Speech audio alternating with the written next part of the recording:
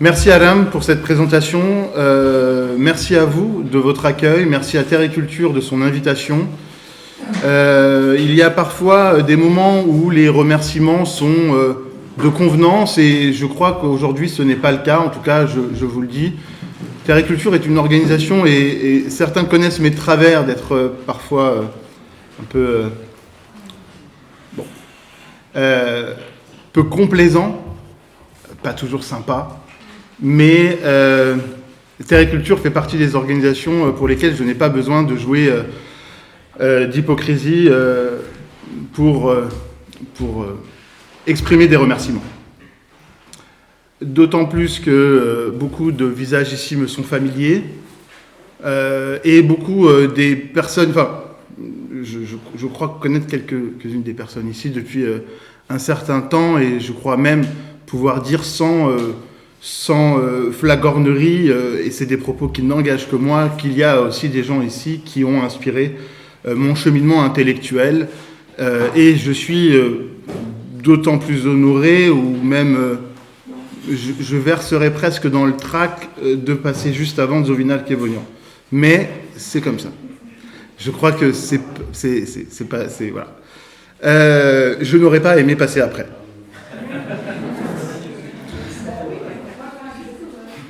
D'autant plus heureux d'être parmi vous aussi que je ne suis pas que moi et je fais partie d'une organisation, d'un mouvement qui s'appelle Shajum, qui a beaucoup de sympathie pour Terre et Culture. Et lorsque nous nous sommes créés, alors je crois que nous n'avions pas encore ce nom, mais lorsqu'un petit groupe à l'époque s'est formé pour faire les choses un peu différemment, en essayant de sortir des sentiers battus, nous nous sommes très rapidement rapprochés de Terre et Culture, et je crois d'ailleurs, mais je veux pas dire de bêtises, mais que nos premiers événements étaient en partenariat avec un certain nombre d'organisations, dont Terre et Culture, et que nous faisions table commune dans des présentations sur des sujets déterminés. Et c'était quelque chose qui, pour nous, avait du sens intellectuellement. Alors quand Aram m'a appelé et m'a dit « Bon, on veut que tu interviennes pour Terre et Culture dans un séminaire », je lui ai dit, d'accord, je l'ai rappelé en lui disant, mais est-ce que tu peux me redire, qu'est-ce que vous attendez de moi ? J'avais peur de faire une intervention décalée, et vous allez voir que peut-être elle le sera. Il m'a dit, bon, c'est simple, la question qu'on te pose pourrait être résumée par la phrase suivante, que faire ? Et maintenant, qu'est-ce qu'on fait ? Alors, je ne sais pas si c'était de lui ou de Lénine, mais je ne vais pas répondre comme Lénine à la question « que faire ?» Néanmoins, je crois que ça n'a pas dissipé mon angoisse dans la préparation de cette intervention, parce que la question était beaucoup plus simple, mais la réponse, du coup, devenait beaucoup plus compliquée. Et donc, je ne vais pas y répondre. Je crois qu'on va éluder cette question-là, ou en tout cas, je ne vais y répondre que d'une manière trop parcellaire pour vous satisfaire. Je ne suis pas à l'aise avec la question « que faire ?» et ça sera mon introduction. Je ne suis pas du tout à l'aise avec les questions de ce type-là, parce que déjà, ça soulève la question de la légitimité. La première question que je me pose quand on m'invite, je croisais quelqu'un, pas physiquement, sur les réseaux sociaux, qui me disait tu interviens nulle part, t'es pas invité ou tu veux pas venir ? Et j'ai fait une réponse un peu normande en disant je suis pas trop invité, je suis plus trop invité, mais quand on m'invite, je me pose plus de questions sur pourquoi on m'invite. Et je pense que la première question qui m'est venue, encore une fois, c'était mais est-ce que je suis légitime à intervenir et à répondre à cette question ? La première question, c'est celle de la légitimité. Je ne suis pas sûr d'être le plus légitime pour dire que faire après, dans le contexte dans lequel on est aujourd'hui, nous, la nation arménienne. Et puis, dans la production intellectuelle, je crois qu'il est facile de faire des analyses, mais que analyse et mode prescriptif doivent être séparés. Je sais que c'est très embêtant d'entendre ça, mais on ne doit pas attendre d'une analyse qu'elle dise quoi faire. Et pour ma part, je me refuse déontologiquement de dire aux gens quoi faire, parce que je ne me sens pas légitime de cela. Et Et je suis d'autant moins à l'aise dans le contexte actuel. Depuis 2020, je ne peux dénombrer le nombre de fois où les gens disent publiquement ou en privé, à moi ou à d'autres, oui, mais qu'est-ce qu'on fait ? Il n'y a pas de réponse à ça. Ceux qui vous répondront à cette question sont des gens qui souvent sont malhonnêtes. Ou alors, ils ont commencé un chemin, et là, vous pouvez les suivre si ce chemin vous semble pertinent. Mais cette question qui revient comme un psittacisme, qu'est-ce qu'on doit faire ? Qu'est-ce qu'on doit faire ? Qu'est-ce qu'on doit faire ? Je ne crois pas que la fonction intellectuelle soit d'éditer un manuel IKEA sur ce qu'on doit faire. Par conséquent, et ce n'est pas un effet de style, mais la seule réponse valable, à mon sens, à la question que faire, eh bien c'est une action et pas une parole. On ne dit pas ce qu'on fait, on fait, et c'est comme ça. Néanmoins, et vous allez voir, on retourne quand même dans l'invitation de Aram que j'ai trouvé néanmoins extrêmement pertinente, pas par le choix de m'inviter, mais parce que je crois que c'est très intéressant de se poser la question, collectivement, cette fois-ci, de qu'est-ce qu'on peut faire, ou en tout cas comment on peut analyser les choses pour pouvoir agir en conséquence. À mon sens, il ne peut y avoir de réponse individuelle à la question que faire. Il ne peut y avoir qu'une, je ne vais pas employer le mot délibération, mais qu'une discussion collective. Le fait de penser ensemble les conditions de l'avenir, c'est indispensable. Surtout lorsqu'on prend conscience que les moments de discussion, les moments où on est en collectivité au sein de la nation arménienne et particulièrement en diaspora, sont extrêmement, extrêmement réduits. Il n'y a pas beaucoup d'agora comme la vôtre, ou en tout cas de cercles, de groupes qui se réunissent pour penser le destin de la nation arménienne. Il y a très peu d'endroits comme cela. Et je suis d'autant plus flatté d'être invité à participer humblement à la discussion avec vous. Et bien évidemment, on ne peut pas faire si on n'a pas réfléchi avant. Je crois que c'est ici le point de bascule. S'il n'y a pas de réflexion, il n'y a pas d'action. Et on a vu se dessiner cette volonté d'agir à tout prix. Je me souviens en 2020, beaucoup de gens se sont mis à réunir des vêtements, par exemple, ou des médicaments. Et quand des empêcheurs de tourner en rond, dont je n'étais pas, leur posaient la question, mais vous allez les envoyer à qui ? Pourquoi ? Comment ? Vous avez réfléchi à une liste de choses que vous récoltez ? Non, c'est urgent. Bon, aujourd'hui, il y a des entrepôts à Yerevan qui sont encore remplis de ces vêtements et de ces Doliprane. Parce qu'on ne s'est jamais posé la question de comment envisager la crise et comment la régler. Il fallait agir. Mais je pense que ça part toujours d'un bon sentiment. Mais 2020 nous a rappelé que les bons sentiments ne suffisent pas. Alors s'il me revient d'esquisser un chantier problématique, parce que c'est un peu le passage obligé d'une introduction, ce sera autour de questions qui m'empêchent de dormir la nuit. Donc je n'ai pas forcément la réponse à toutes ces questions. Et ce questionnement, ce chantier peut se dérouler comme suit. Comment a-t-on désarmé nos esprits ? Comment a-t-on alangui certains réflexes intellectuels ? Comment réarmer nos esprits pour faire face au drame national actuel ? Vous me répondrez, vaste programme.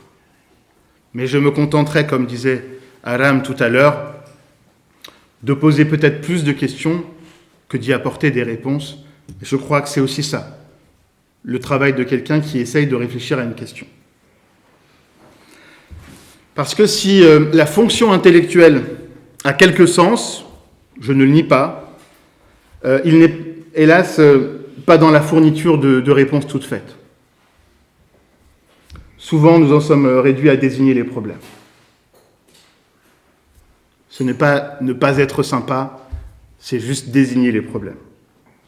Alors, bien évidemment, ces problèmes, on les désigne avec notre grille de lecture, nos postulats respectifs. Donc je ne suis pas ici un chantre de la neutralité axiologique. Ce que je vous dis, c'est pas neutre.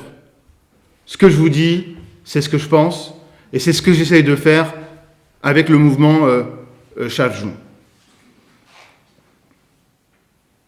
Par exemple, je pars d'une conviction personnelle selon laquelle nous ne sommes pas collectivement à la hauteur des enjeux. Que nous avons fait comme si la guerre ne reviendrait jamais. Je dis bien collectivement. Comme si le génocide était un phénomène fétichisé. Je dis bien collectivement. La dernière fois que j'ai quitté Chouchi, je me suis dit, c'est la dernière fois. On ne peut pas faire l'économie des conclusions de ses propres analyses. J'ai donc regardé Chouchi, j'ai fermé les yeux comme un enfant qui ne veut pas oublier ce qu'il vient de voir. Il n'y avait pas d'autre solution possible. On ne peut pas scier à longueur de journée une branche sur laquelle on est assise et s'étonner de dégringoler un jour. Quand on désigne les problèmes, on le fait avec son prisme à soi, sa subjectivité, mais on le fait aussi avec ses propres exigences. Et c'est là que les choses se compliquent. Je crois qu'on ne peut pas parler du drame national arménien en étant péremptoire. Et je crois qu'on doit aussi savoir, et je le dis ici parce qu'on est en diaspora, on n'est pas loin d'Orléans, on doit aussi, quand on s'exprime sur un sujet de ce type, rester à sa place. Vous n'entendrez pas dans ma bouche magnifier une guerre que je ne mène pas personnellement. Vous n'entendrez jamais dans ma bouche, des propos belliqueux appelant à des guerres auxquelles je ne prends pas part personnellement. Savoir rester à sa place, c'est dire aussi d'où on parle, et vous verrez que mon analyse est particulièrement centrée sur la diaspora. C'est normal, je suis, je crois, comme vous, un diasporique.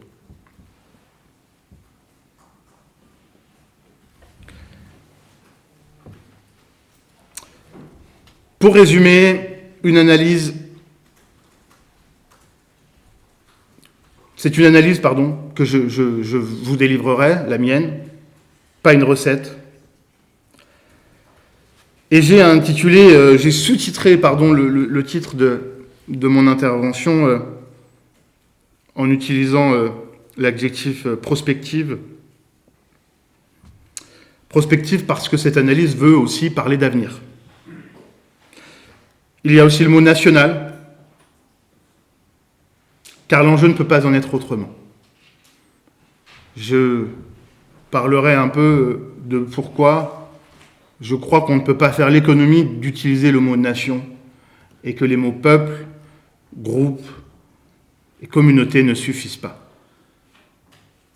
Aussi parce que le mot national s'impose lorsque l'on situe le moment qu'on est en train de vivre à l'échelle de l'histoire arménienne. La perte de l'Artsakh, c'est un drame national.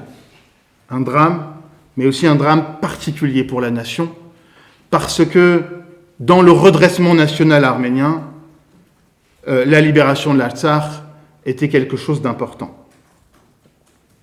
Et la perte de ce territoire est aussi capitale dans la manière d'envisager l'avenir de cette nation-là, si jamais il doit advenir qu'elle reste une nation. On commence un peu à flirter avec le pessimisme, vous le voyez dans mes propos, mais je crois très sincèrement qu'une nation, ce n'est pas un état de fait, c'est un projet, et qu'on peut disparaître en tant que nation, perdurer en tant que peuple, disparaître en tant que peuple, perdurer en tant que communauté, disparaître en tant que communauté, disparaître.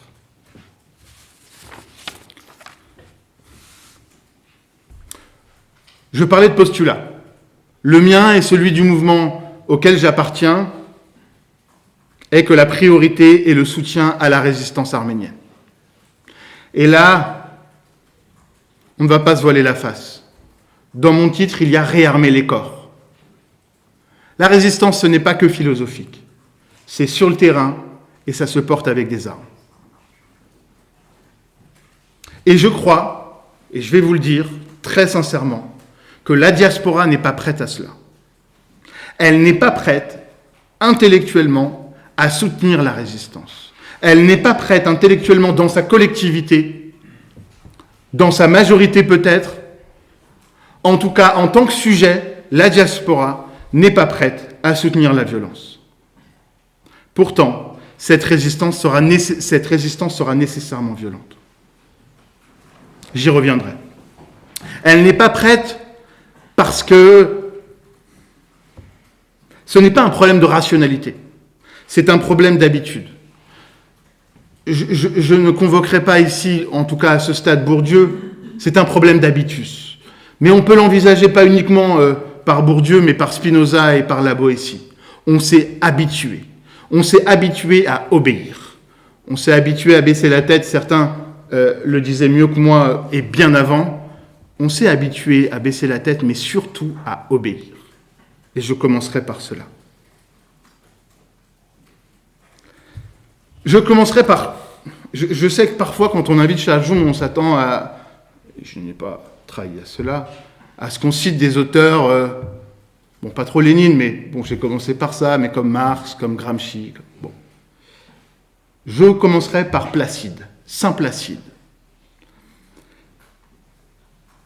Il y a une histoire très intéressante.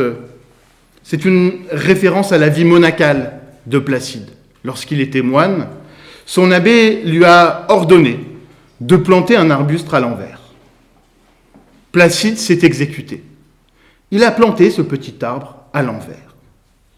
Et Dieu, pour récompenser son obéissance, a fait germer l'arbre. Le but de cette obéissance, c'est la sanctification personnelle du moine. Quand l'abbé ordonne à Saint Placide de planter l'arbuste à l'envers, il exerce la vertu d'obéissance de Saint Placide. Il l'entraîne à obéir. Mais la question centrale est: à qui obéit-on? Dans quel cadre le fait-on? Et dans quel but les ordres sont donnés? Dans l'exemple de Saint Placide, il obéit à son abbé, donc à son supérieur au sein du monastère, dans le cadre de la vie de ce monastère. Et enfin, ces ordres sont donnés dans l'idée d'une certaine transcendance. Pour notre part, nous les Arméniens, nous avons souvent obéi, mais l'arbre n'a pas poussé à l'endroit. Dans le cas du peuple arménien, l'obéissance généralisée consiste à parier sur des miracles. Nous faisons le pari qu'un miracle va survenir. Mais nous ne sommes pas uniquement dans l'attente parce que nous avons eu des réponses. Nous avons eu beaucoup de réponses. Le ciel et le monde nous ont répondu. Le ciel ou le monde, selon nos convictions personnelles. Nous avons eu cette réponse. 2020, c'est une réponse. Nos actions collectives nous donnent parfois l'impression que collectivement, nous ne savons pas à qui nous obéissons. Nous ne savons pas dans quel cadre, ou dans quel cadre au pluriel, nous le faisons. Nous n'avons pas en vue non plus les fondements et les objectifs des ordres que nous recevons. Et pour pousser plus loin, j'ai aussi l'impression que nous ne comprenons pas toujours, que nous sommes parfois soumis à des injonctions. Parfois, on ne se rend pas compte qu'on reçoit des ordres. Mais, et je reviens à mon exemple de Saint Placide, l'obéissance philosophiquement n'est pas toujours une vertu. Et pour saint Thomas, l'obéissance en société, elle doit servir le bien commun. On n'est pas dans la sanctification monacale. Si on obéit pour autre chose que servir le bien commun, et en ce qui nous concerne, nous, c'est le bien commun de la nation arménienne, eh bien, si on obéit pour autre chose que le bien commun, c'est la servitude. Rien de vertueux là-dedans. Saint Thomas d'Aquin se distingue d'Aristote. Pour Aristote, l'obéissance est naturelle.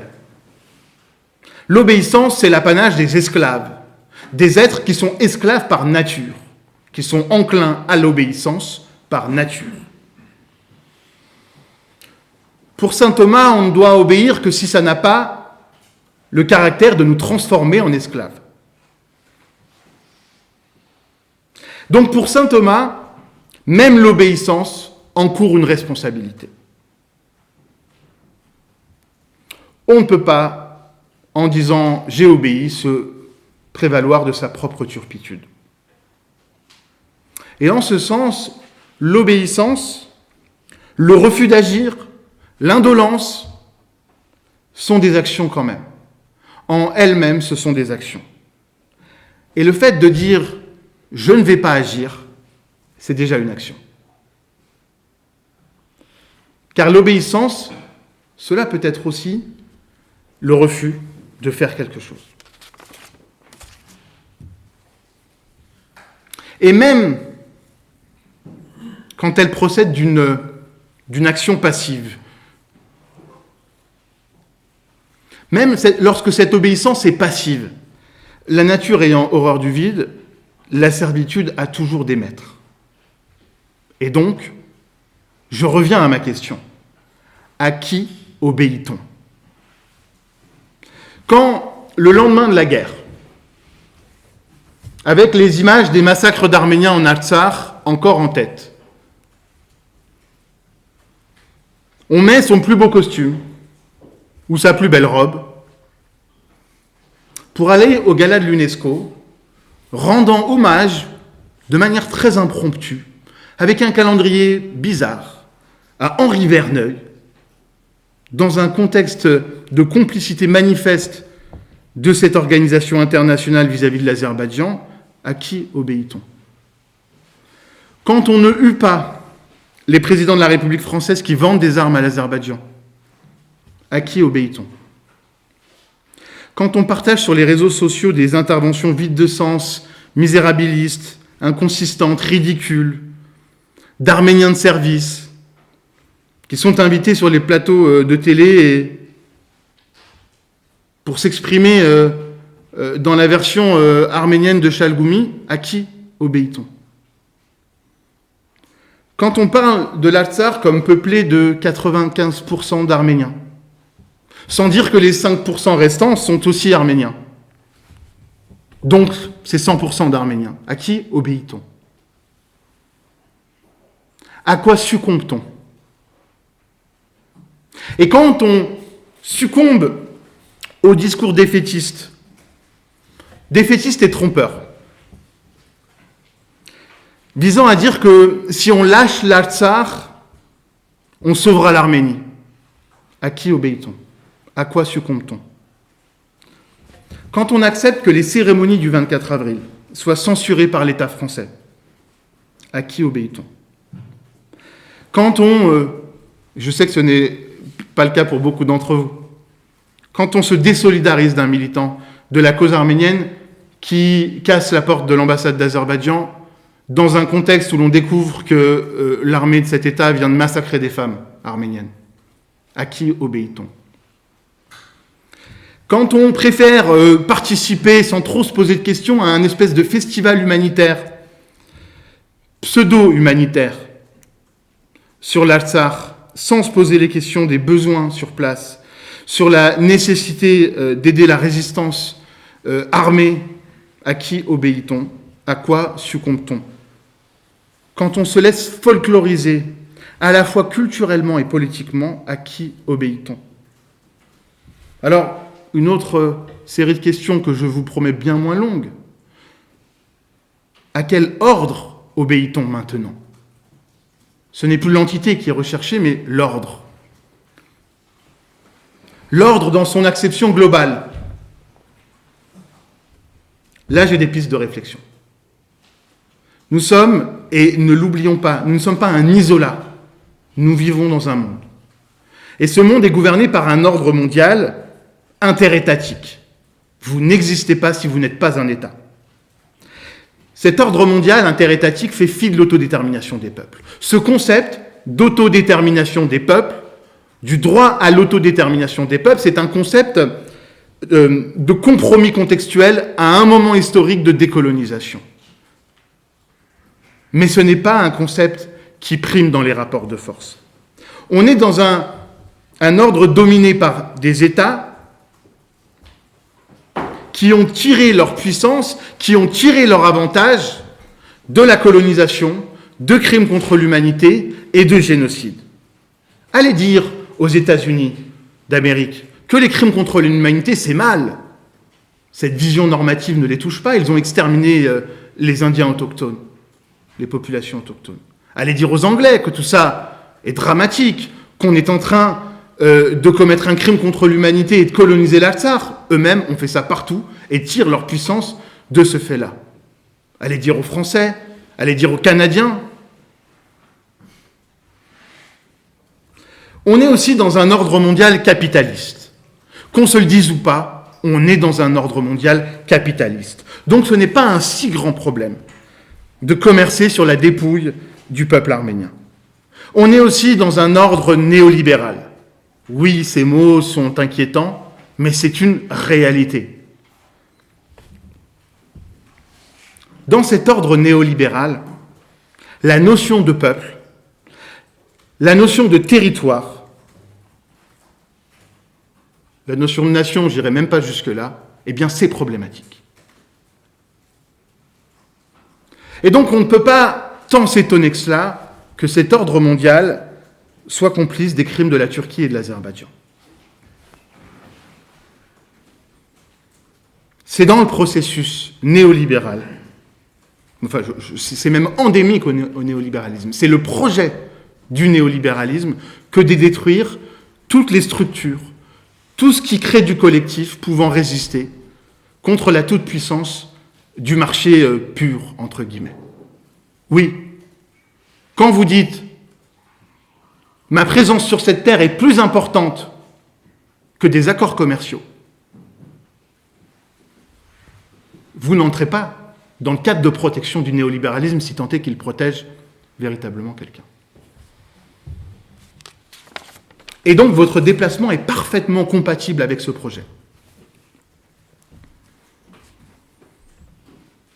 L'obéissance au sein du peuple arménien, ce n'est pas une vertu, mais plutôt le résultat d'une perte de sens, d'une perte de perspective et d'une mauvaise compréhension des cadres. Et ici, je m'y référerai en faisant une économie de temps, sans développer sur ce sujet. C'est la naïveté face au social. Mais aussi, cette obéissance procède, je crois, d'une réticence à l'autonomie, qui induit une perte de souveraineté intellectuelle. Mais, parce qu'il y a toujours un mais, paradoxalement, et on l'a bien vu en 2020, obéissance généralisée, mais les seules portes de sortie au marasme qui sont proposées visent à reproduire les schémas qui émanent d'initiatives individuelles en prônant l'idée d'un sauveur charismatique. Après 2020, peut-être l'avez-vous vu, en tout cas j'ai regardé ça avec beaucoup d'attention. En diaspora, c'était la course au chef. Le syndrome is no good. Tout ira mieux si je deviens chef. Le seul projet de sortie de la crise, c'était ça. En Arménie aussi. Et là, je sors de ma casquette diasporique. La guerre politicienne a succédé à la guerre tout court. Les nouveaux contre les anciens contre les nouveaux. Vous connaissez très bien ça. Je ne m'étalerai pas là-dessus. Mais si on fait un parallèle historique, 1921, situation analogue, coincée entre les Russes et les Turcs. Certains, à l'époque, n'avaient pas fait le choix très citoyenniste de faire des manifestations de rue contre le pouvoir arménien qui s'apprêtait à vendre les territoires de la nation. La République des montagnes, on désobéit. On monte dans les montagnes, on refuse les commandements diplomatiques, on refuse ce que nos élites si misérables ont signé, on résiste, et le Sunnique est encore à nous. Voilà, 1921. Ce n'est pas détente, place de la République.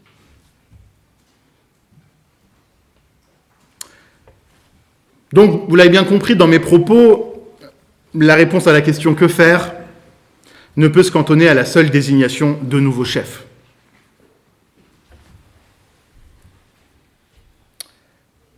Si la perspective unique est celle de gérer une communauté en diaspora, eh bien nécessairement cela va entraîner deux phénomènes cumulatifs, désastreux, qu'on vit actuellement d'ailleurs. Nous sommes cruellement privés du pouvoir des idées.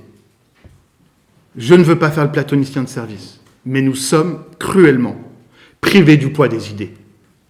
Vous savez, on n'a pas forcément besoin de chefs. On a besoin d'idées qui permettent à chaque individu de ne pas se poser la question de ce qu'il doit faire, puisque les idées sont en marche. Ils comparent la situation à leurs idées, ils n'ont pas besoin d'un chef pour leur donner des ordres. On se prive de la puissance des idées et du récit, qui sont, à mon avis, les choses les plus intéressantes pour mettre les gens en mouvement. Et on s'appuie uniquement sur l'espérance sempiternelle d'une survenance de sauveurs qui viennent soit du groupe, de sauveurs internes, soit de sauveurs externes. J'ai parlé des leaders charismatiques, mais nous avons cette propension terrible à attendre des sauveurs externes. Ça ne peut pas être un mode d'action. La conjonction de ces deux facteurs, c'est le désarmement de nos esprits. Nos esprits ont été dépréparés à appréhender la catastrophe. Et on le voit bien dans nos réactions collectives. Dans nos manifestations de rue, par exemple, ou de notre activité sur les réseaux sociaux pour l'ensemble de cette salle, peut-être. Nous avons les mêmes réactions pour tout. Hrant Dink assassiné, un Khachkar détruit, la guerre, les massacres, toujours la même réponse. Et je pense que le cadre occidental dans lequel on vit a désarmé nos esprits. Je pense aussi, parallèlement, que la géopolitique régionale de l'Arménie et la prédation de l'État arménien par une caste oligarchique a désarmé les corps de ce peuple. En partie, seulement, heureusement. Tout cela pose les conditions d'un drame national. Et si je dois résumer les choses encore plus simplement, on fait toujours les mêmes choses en espérant des résultats différents, qui n'adviennent pas, bien évidemment. L'actualité depuis 2020 a répondu à toutes nos questions exogènes. Nous avons eu la réponse à toutes nos questions. Nous sommes seuls. Nous ne sommes pas dans un camp qui veut de nous. Nous ne sommes pas dans le camp du plus fort. La communauté internationale et ses principes, c'est de la foutaise, ou du moins c'est un mode de légitimation d'un ordre dans lequel nous ne sommes pas. Tout comme le droit international, qui est la traduction normative de rapports de force qui ne sont pas à notre avantage. Nous avons eu la réponse tant attendue, le suspense était immense. Les Turcs veulent toujours nous détruire. Nos amis, et je mets des guillemets à nos amis, aiment exhiber nos cadavres. Je parle de nos amis officiels, pas des Turcs là. Et plus généralement, on préfère davantage nous voir comme des victimes que comme des combattants. Il n'y a qu'à voir le traitement médiatique de la guerre de 2020. Personne ne parle de nous lorsque nous résistons, et lorsqu'il s'agit de montrer les Arméniens fuyant, pleurant, ramassant leur corps, là, traitement médiatique. On aime nous voir morts. Je ne ferai pas la liste, là aussi, de toutes les questions qui nous ont toutes les réponses, qui nous ont été formulées à la suite de 2020, mais tout de même, je complète, personne ne va intervenir pour stopper ce processus de mise à mort. Maintenant, c'est bon. Je crois que nous sommes sûrs de cela. Nous avons eu les réponses à toutes les questions qui étaient posées à l'extérieur du groupe. Désormais, il faut se poser très sérieusement les questions endogènes au peuple arménien. les questions à l'intérieur du groupe. Et là, le chantier est immense. Le chantier est immense parce que, et je commencerai par celui-ci, la dépolitisation a fait une œuvre terrible. La dépolitisation, c'est le gage absolu de la déresponsabilisation des Arméniens. Nous attendons des sauveurs. À cette dépolitisation, il y a plusieurs matérialisations. Je n'en citerai que quelques-unes parce que je ne veux pas un propos trop dense et parce que j'ai déjà été assez long. Premièrement, nous avons pris une habitude terrible de ne parler qu'avec les mots de nos dominants, pas nos mots à nous. Guerre territoriale. L'Artsakh, une guerre territoriale? Depuis quand l'Artsakh est une guerre territoriale? Qui crée l'Azerbaïdjan? L'Azerbaïdjan qui attaquera l'Arménie dès sa création, qui crée l'Azerbaïdjan? Ce sont les jeunes Turcs. L'Azerbaïdjan, c'est un matériel de l'extermination des Arméniens. L'Artsakh, ils s'en foutent. Et si on pouvait jadis parler de pourcentage d'Arméniens en Artsakh, ce n'est que parce que il y a eu un processus de colonisation de l'Azerbaïdjan en Artsakh. Guerre territoriale, comme si c'était une guerre dans les clous du droit de la guerre. Oh non, on n'est pas dans le droit de la haie. Ce n'est pas une guerre territoriale, c'est une guerre d'extermination. Comme si cette guerre avait une justification presque juridique. Comme si cette guerre n'avait pas une logique de temps long. Comme si c'était qu'une séquence. Comme s'il n'y avait pas une politique continue d'extermination des Arméniens et d'éradication des Arméniens de leurs terres. Je précise, extermination et déterritorialisation, je reviendrai peut-être sur ce terme parce que je crois qu'il est central. Oh, les Turcs ont bien compris qu'il n'est plus nécessaire de tous nous exterminer. Extirpons-les de leurs terres et ils se folkloriseront, ils s'appauvrissront culturellement, ils disparaîtront un jour. Terrorisme, l'Azerbaïdjan serait un État terroriste. Non, non, non, non. Les terroristes, c'est Monté Melkonian. Les terroristes, c'est les gens de Hadrout. C'est les gens de Mardouni. Non. Les terrorisme, c'est ce par quoi on affuble l'ennemi des puissants. Ceux qui se redressent, qui prennent les armes, qui s'organisent. On peut ne pas aimer certains terroristes. Moi, je partagerai cette assertion. Il y a des terroristes que j'aborde, bien évidemment. Mais terroriste, c'est le faible. C'est celui qui ne dispose pas du monopole de la violence légitime. Terroriste. On vient dans un endroit peuplé d'Arméniens, on y massacre tous les hommes valides, comme cela vient de se passer très très récemment, parce qu'on n'a pas seulement chassé les Arméniens, il y a eu des massacres récemment. C'est du terrorisme, ça? Non, non. C'est un crime contre l'humanité, la poursuite d'un processus génocidaire. Ce n'est pas du terrorisme. Grand remplacement, ai-je entendu. Grand remplacement. Lorsqu'un Arménien utilise ce terme, la question qu'on doit se poser, c'est que, à qui veut-on plaire? Et est-ce que c'est un projet politique qui va nous sauver de plaire à des gens? On se rattache à des récits quand on parle. Les gens nous voient, les gens nous regardent. Peu importe qu'ils détestent ce que l'on dit, mais au moins, ce que l'on dit doit avoir du sens pour nous.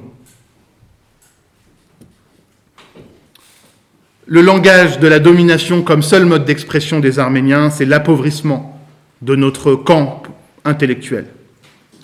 Deuxièmement,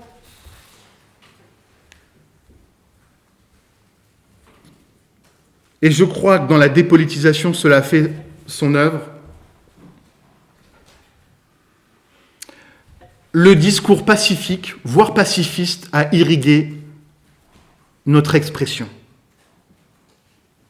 Ce n'est pas totalement de notre faute, et nous ne sommes bien évidemment pas les seuls.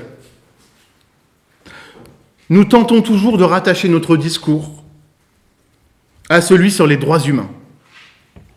Et, une fois n'est pas coutume, j'utilise droits humains à dessein ici. Cela participe de notre capacité intarissable de ne porter qu'un discours émotionnel. Un discours émotionnel face au drame national. ce discours est incapable de dire ce qu'il se passe réellement. Alors, là, ce n'est pas seulement notre faute, parce que nous vivons dans un monde où, je crois, on vous a peut-être rabâché sur les bancs de l'université, l'ancienne, c'est la fin des grands récits. Bon, je suis pas loin de partager ça, mais pas totalement. Il reste encore un seul récit, unique. C'est celui sur les droits humains. Bien sûr, il est fallacieux. Bien sûr, on sait que les droits humains ne seront pas respectés. Mais c'est un récit qui est encore très prégnant. C'est un récit qui a une forte capacité à dépolitiser les esprits. Parce que lorsqu'on se revendique des droits humains, on ne met plus en œuvre des logiques de rapport de force. On fait l'aumône humanitaire, on supplie. Vous savez, ce n'est pas la même chose de dire « je refuse qu'on m'extermine parce que j'ai des droits » et que ce n'est pas possible. C'est différent de dire ça que de dire « oh, ne m'exterminez pas, c'est une atteinte aux droits humains ». Ce n'est pas la même chose.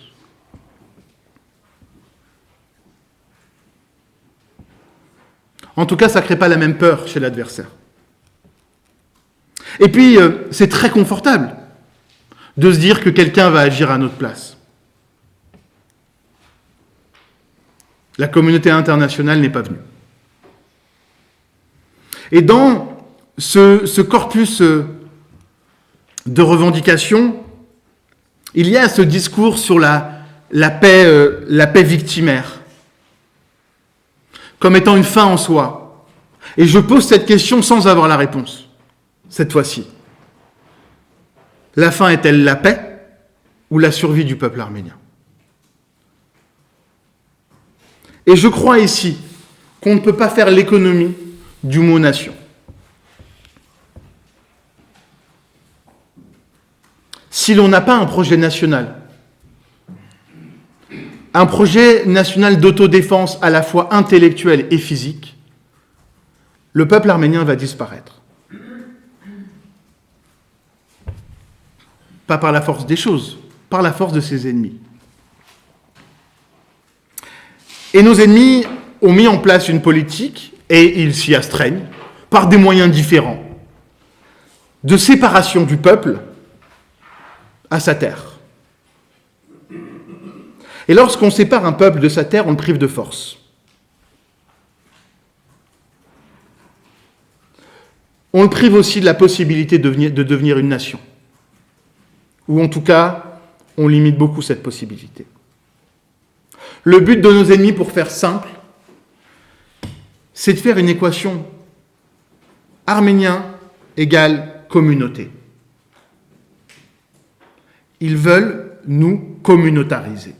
Pas dans son acception médiatique française. Faire de nous une communauté minoritaire.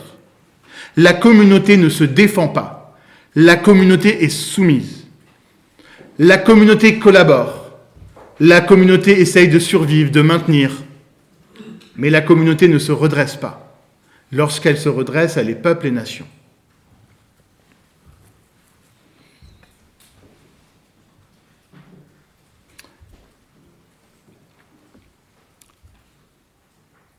Le discours pacifiste est extrêmement compatible avec la communautarisation, la minoration de la nation arménienne. Mais ce discours pacifique sert les intérêts de nos ennemis. Notamment et a priori parce qu'il crée une division en Arménie. Cette division contre laquelle on doit se battre, c'est la division Yerevan-Yergir. La division entre Yerevan et le reste du pays. J'étais en Arménie il n'y a pas longtemps et j'essaie d'y aller régulièrement. Et à chaque fois, je suis frappé, non pas par la différence de mode de vie entre Yerevan et le reste du pays, mais des paroles qui sont échangées. Et je ne dis pas ici par excès d'optimisme. Pas du tout. Ceux qui me connaissent savent que je suis embêtant sur ça, mais le sunnique, au sunnique, tous les gens savent que la guerre arrive. Et ils ne font pas comme si elle n'allait pas arriver. Il y a des bunkers, des tranchées qui se construisent partout. Les gens savent qu'ils vont faire face à la catastrophe. Et les bataillons de volontaires sont très nombreux dans le Syunik, notamment ceux d'Artsakh. Stepanakert était indéfendable militairement. Vous connaissez la topographie de la région. Vous savez, quand je parle d'attente de sauveurs, c'est à la fois déresponsabilisant, mais c'est à la fois dramatique pour l'autonomie de nos revendications, de notre parole et de nous-mêmes en tant que peuple.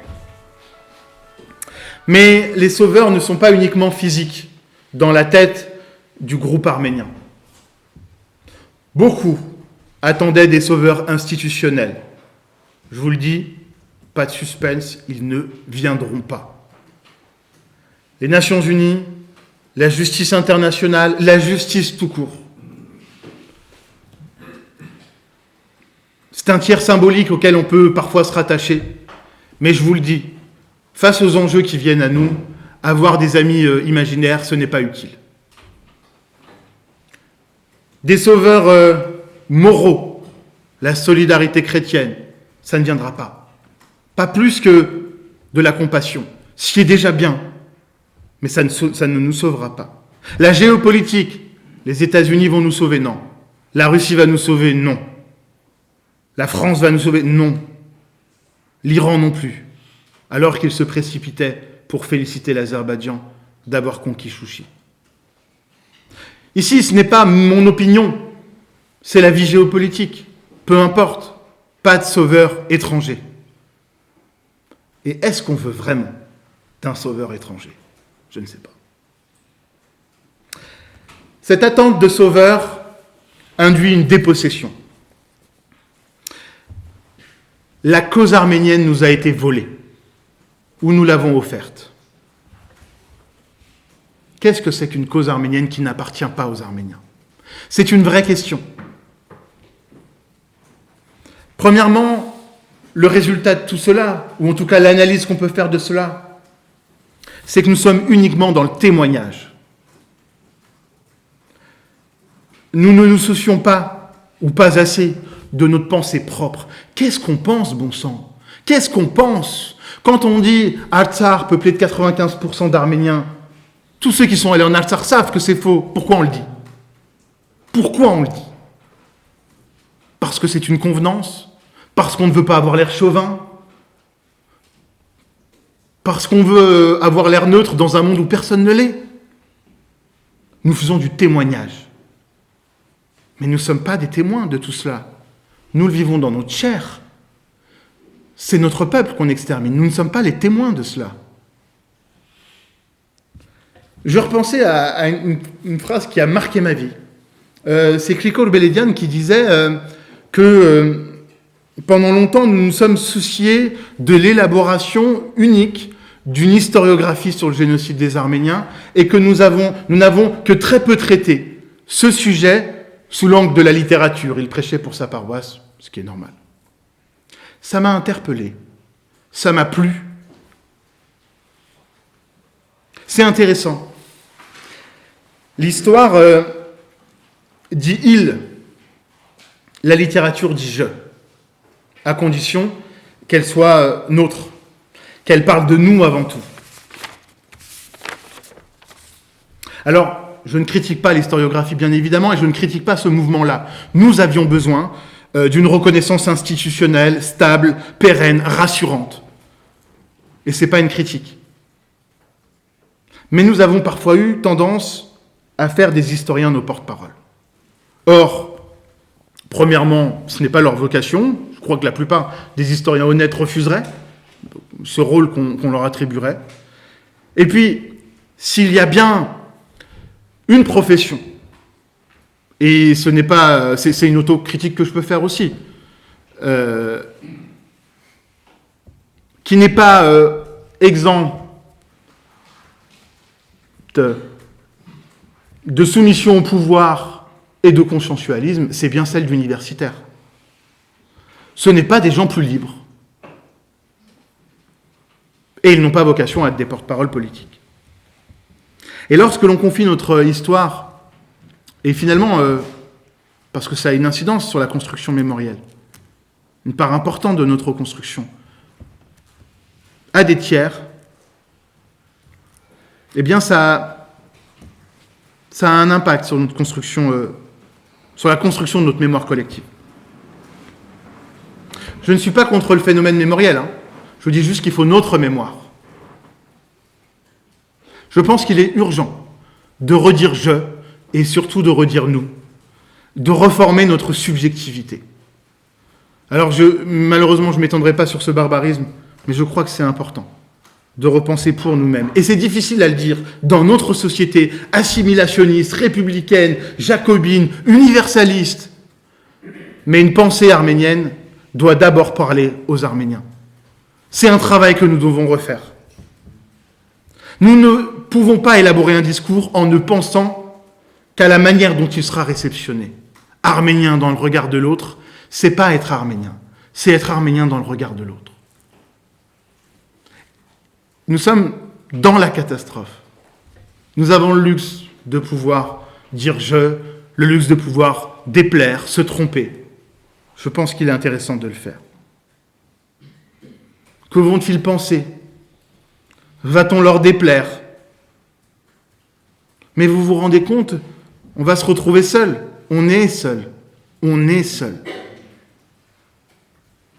Et dans ces moments de trouble, il est important de se recentrer. Et il est important d'avoir son propre agenda politique. Parce qu'en suivant l'agenda d'un autre, eh bien, on prend son chemin et on va dans sa direction. On ne sert pas ses propres intérêts. Dans la dépossession, je voulais aborder le cas de la dépolitisation, Dans la dépossession, il y a un phénomène qui, moi, me déplaît particulièrement, mais je crois qu'il n'est pas si intéressant que ça. C'est l'accaparation de la cause arménienne à des fins politiciennes, à des fins électoralistes. Cela me dégoûte. Cela me dégoûte, mais je crois que peut-être que nous en parlerons après. Mais je crois que c'est installé un certain nombre de réflexes qui ressemblent à ceux des valides de l'Empire ottoman. Et que certains ont des fonctions régulatrices au sein du monde communautaire arménien au profit du pouvoir politique français. Et je suis toujours très surpris lors des rassemblements pour l'Artsakh, parfois de ne pas voir sur l'estrade de drapeau arménien. Et ceux qui me connaissent savent que je ne verse que très peu dans le chauvinisme. Cela ne me plaît pas davantage. Pas de drapeau de l'Artsakh parfois. C'est quand même bizarre. Il n'y a même pas le nom. Vous savez, en 2021, j'ai été témoin d'un rassemblement organisé par le CCF. C'était le 18 mai. La communication de cette organisation ne montrait que des élus de la République française, avec, vous savez, leur... La communication des élus eux-mêmes dans leurs propres médias ne communiquait que sur les élus eux-mêmes. Et lorsque les manifestants ont été montrés dans cette communication, ils n'étaient montrés qu'au profit des élus de la République eux-mêmes. On ne parle pas d'Artsakh, on parle des élus.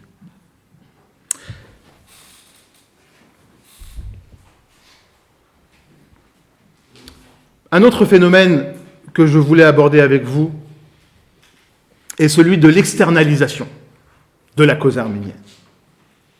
Nous avons fait une délégation de notre parole. Elle s'est un peu imposée à nous, bien sûr. Mais ne parle dans les médias aujourd'hui de la question de l'actualité arménienne que des Français. Tesson, Buisson, je ne leur jette pas la pierre. Pourquoi un Arménien ne parlerait pas de lui ? Pourquoi un Arménien ne parlerait pas de l'Arménie ? Ils sont très peu à être invités. Bien sûr, il y en a. Et c'est là que je dis que ce n'est pas que de notre faute. Qui est invité ? Qui est invité ? Personne qui tiendra un propos politique. Je ne parle pas de politicien. Un propos qui va mettre sur la table la question des rapports de force. Personne ne sera invité pour dire, comme on le fait par exemple pour l'Ukraine, la priorité pour les Arméniens, c'est pouvoir se défendre avec les armes, parce que personne ne veut vraisemblablement les sauver. Alors, ils se sauveront eux-mêmes. Personne ne sera invité pour dire ça. Vous n'aurez que des gens qui vont servir le prêchi-prêcha, la moraline habituelle, sur le pacifisme, sur l'envie de la réconciliation entre tous les peuples. Nous nous réconcilierons si nous ne disparaissons pas.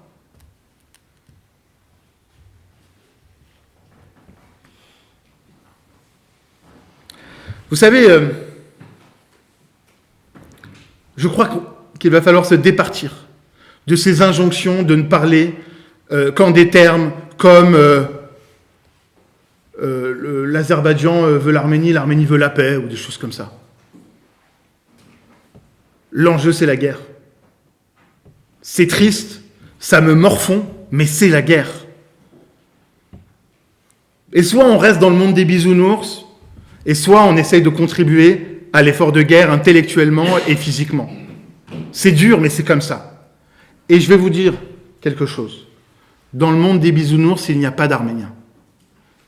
Dans le monde des bisounours, qui ressemble étrangement au monde vendu par le néolibéralisme, il n'y a pas de nation, il n'y a pas de peuple, il n'y a pas de famille. Il n'y a pas d'identité non plus. Tout le monde est un bisounours.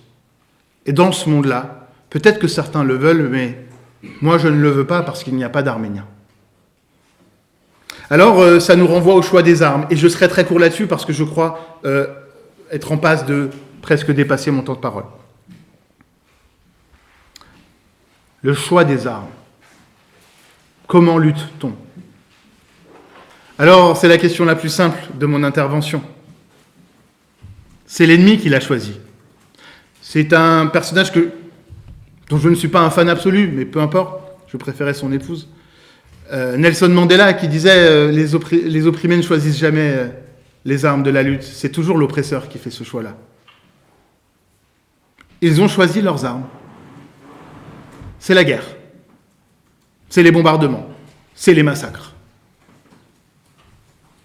La réponse ne peut pas être uniquement intellectuelle et la réponse ne peut pas être uniquement par des grands discours.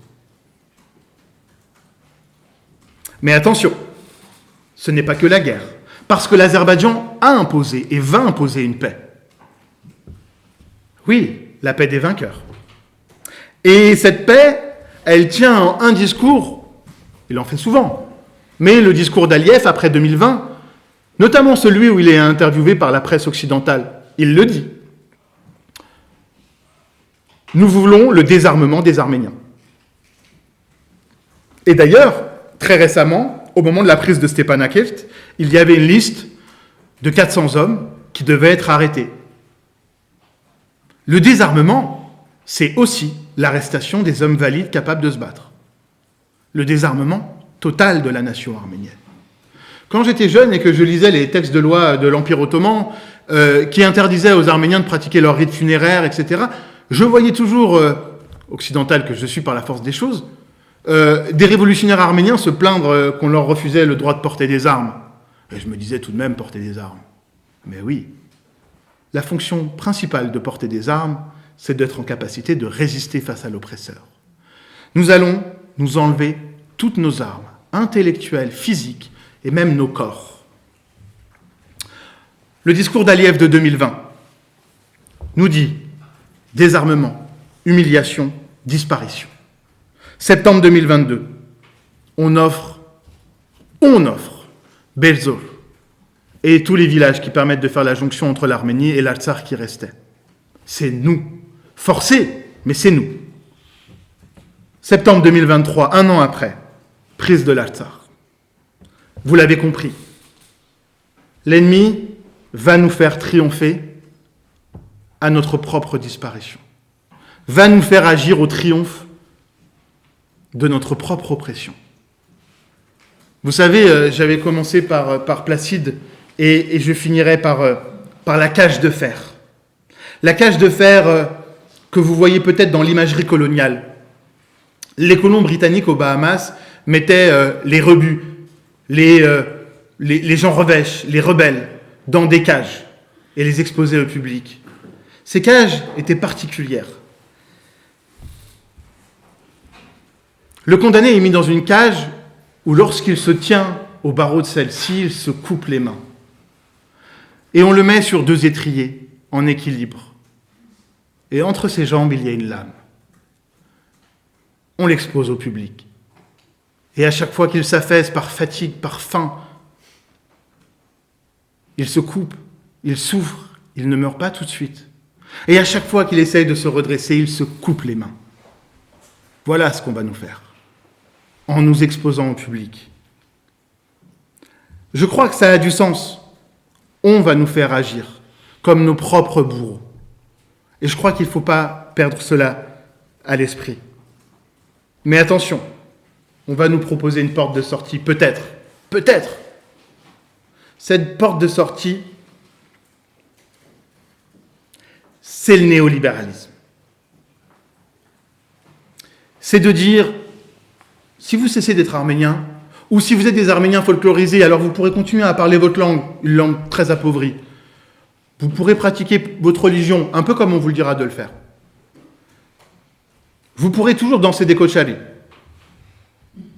mais vous serez nos dominés.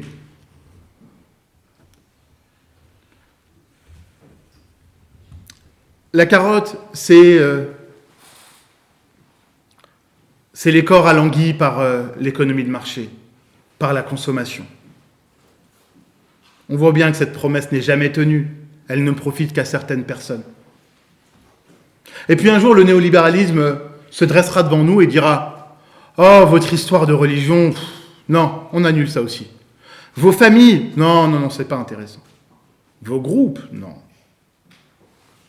Vous savez, cette porte de sortie est très à l'aise avec la déterritorialisation de la nation arménienne.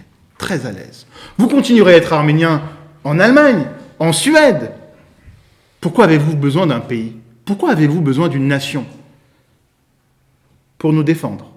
Et la défense passe, et je suis d'autant plus triste de le dire, par la violence. Par la violence de ceux qui la mènent en résistant en Arménie actuellement. Je citerai un auteur que j'affectionne particulièrement, qui est Kateb Yassine, et qui disait « Je sens que j'ai tellement de choses à dire qu'il vaut mieux que je ne sois pas trop cultivé. Il faut que je garde une espèce de barbarie. Il faut que je reste barbare. » Nous n'avons pas choisi nos armes. Alors, je voulais vous parler de l'expérience Chaljoum, mais je crois que j'ai dépassé mon temps, et nous aurons peut-être l'occasion de rediscuter. Mais nous avons fait le choix, après quelques expériences humanitaires, de premiers secours après la guerre, de faire le choix de nous concentrer uniquement sur l'aide aux soldats volontaires. Et depuis 2021, au détour d'une discussion avec des frères d'une même fratrie, à Mardouni, qui avaient tous combattu en 2020.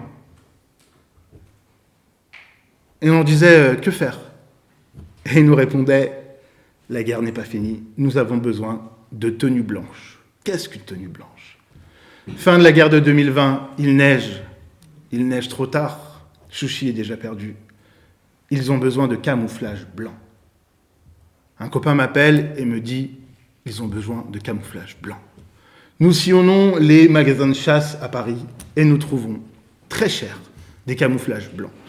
Et là, on se dit « Il n'en faut pas que 10, il en faut plein. » Et nous commençons à sillonner la France, le Caucase, partout où on a pu, pour acheter des casques. Puis, en professionnalisant les choses, des drones, du matériel de santé, de premier secours, pas des efferalgans, pas des doliprane, des pansements israéliens, des seringues Xerox, et tout le matériel de pointe pour les soldats. Et c'est des milliers aujourd'hui de volontaires qui bénéficient de ces trousses de secours, de ces drones, de ces lunettes thermiques, pas les lunettes thermiques qu'on essaye de vous vendre sur Internet, des viseurs, des casques, des talkie-walkie, des télémètres laser. Et l'argent que vous nous donnez sert aussi à la création de nouveaux bataillons, notamment à Goris. Et c'est là qu'on se rend compte que la cellule du village territorial, le groupe de paysans, le groupe de frères et sœurs d'une même famille est important. Tout ce que le néolibéralisme veut détruire, parce que la résistance, elle part de là. Merci de votre écoute.